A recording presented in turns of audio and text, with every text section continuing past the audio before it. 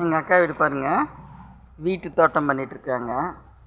அதில் வந்து என்னென்னா தக்காளி செடி வச்சுருக்காங்க. இங்கே பாருங்கள், கத்திரிக்காய் செடி வச்சுருக்காங்க.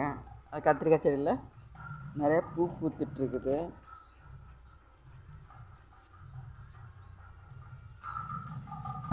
இங்கே பாருங்கள், கத்திரிக்காயில் காய் பாருங்கள்.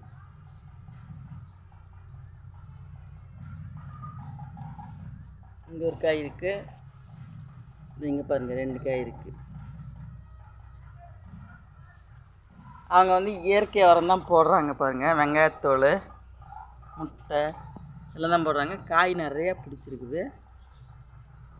நீங்களே இந்த மாதிரி வீட்டு தோட்டம் வச்சு காய்கறி அறுவடை பண்ணிங்கன்னா உங்களுக்கு ரொம்ப சந்தோஷமாகவும் இருக்குது.